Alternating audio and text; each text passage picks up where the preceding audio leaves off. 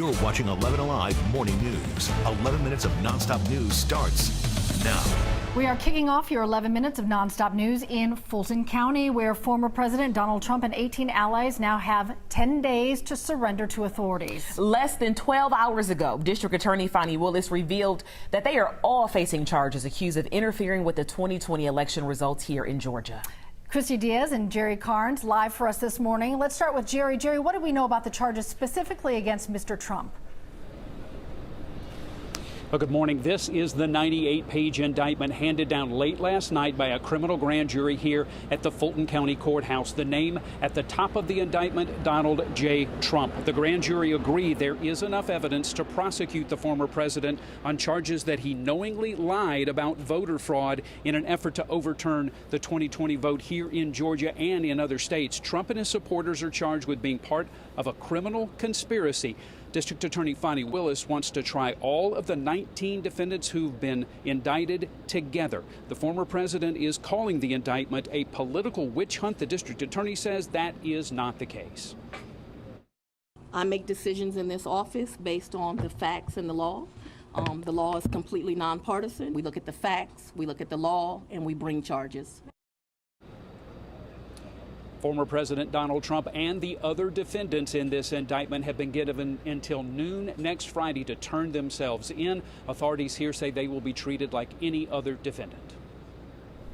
All right, Jerry, thank you. And so we know that with President not being the only one facing multiple charges in this 41-count indictment, Christy Diaz joining us now to talk about the other people who are facing charges as well, really going down the list, some big names to some that are a little bit lesser known.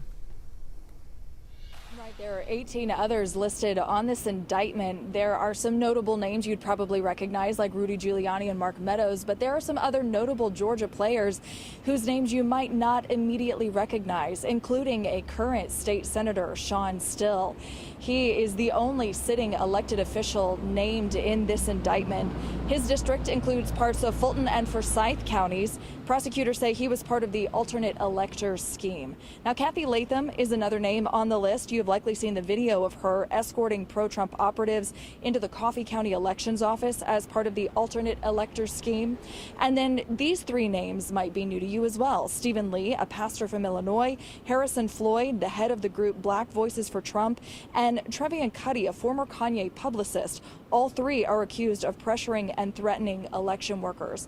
Now, in addition to the 19 people listed on the indictment, there are also 30 unnamed co-conspirators. It would be speculation at this point to try and list who those people would be, but that tells us that DA Fani Willis believes there are more people involved in this. They just have not been formally charged. Back to you. Christy, thank you. It's a big moment, but it's more so a comma. Much more to come. We'll continue to follow that breaking news for you, of course, throughout the day. No doubt. All right. Chelsea McNeil getting ready for another hot day ahead. Oh, absolutely. It's muggy out there right now. Temperatures are in the 70s just about everywhere you look. It's muggy. 76 in Atlanta. You got Marietta the same. Up there toward Canton as well. You got temperatures right at 75 degrees in Thomaston, Duluth. 78 over in Rome. What are you doing up there? Close to 80 degrees. I think you'll hit 88 for a high there. We'll be at 90 degrees or better from Atlanta southward and over toward the east. And it's along this area right here. When you factor in the humidity, it's going to feel much hotter out there. We got a heat index in these areas up to about 105. And so you see the highlighted counties here.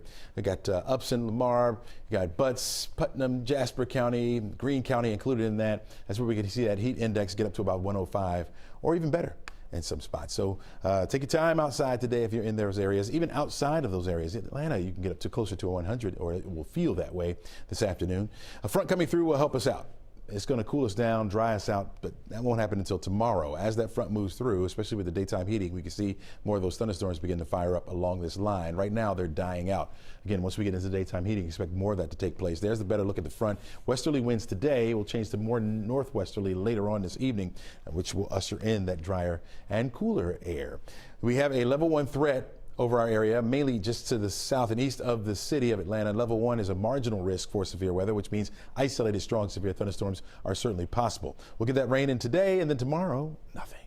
We dry it out really for the rest of the week. It's going to be nice, especially for tomorrow, even into Thursday. I think with that low humidity around, it'll feel a little bit more comfortable out there. Here's our forecast track model. You can see where we have a few of those showers up to the north, and then more will roll in as we head into the afternoon, especially around noon. We can see a few showers, and then they're becoming more scattered once we get past 2, 3 o'clock this afternoon, again with that drier air working in behind the front. Tomorrow, my pick for the week, 88 degrees with mostly sunny skies and low humidity. Nice. Really start to warm up as we head through the upcoming weekend.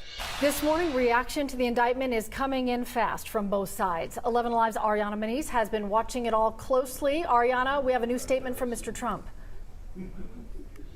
And this is the first time we're hearing from the former president since that indictment was unsealed, and he is blasting these charges. And he went on to say in his Truth social media platform, he's calling this indictment a continuing witch hunt. He adds that the former district attorney, Fani Willis, why didn't she indict him right in the middle of his political campaign? He's saying that's what she wanted to do.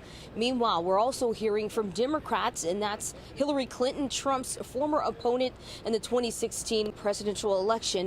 And she's calling this a terrible moment for the country. Take a listen. You know, just great, profound sadness that we have a former president who has been indicted for so many charges. Now, former attorney for the former president, Rudy Giuliani, he is also responding. He is named in this indictment, and he's calling this indictment another chapter in a book of lies framing the former president. Back to you.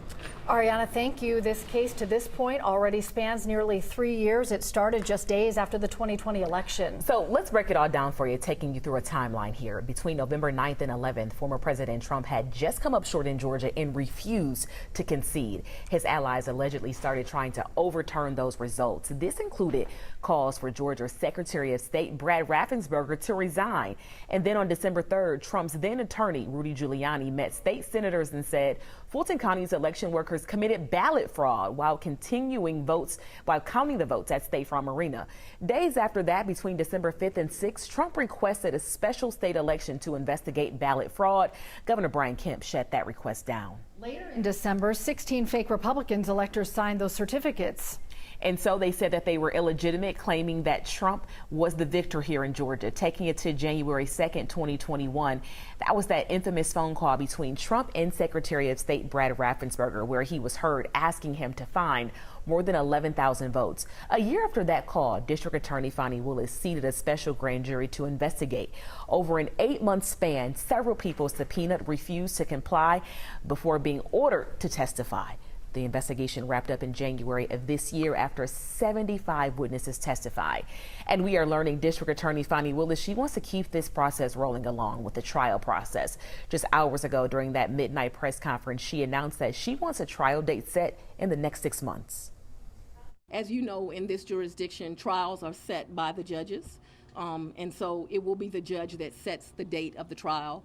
This office will be submitting a proposed scheduling order within this week. However, that will totally be at the discretion of the judge.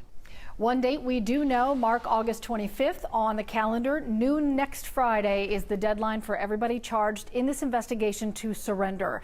They would have to be processed in Fulton County. Defendants will be booked and get mug shots like any other defendant. Then a first appearance or arraignment. A judge could issue a bond then. Another step is a preliminary hearing, which could be used to determine if there's enough probable cause to move forward. We could see testimony there.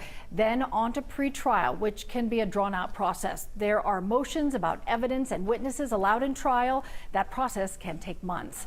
At that point, the judge will set that trial date and jury selection would start.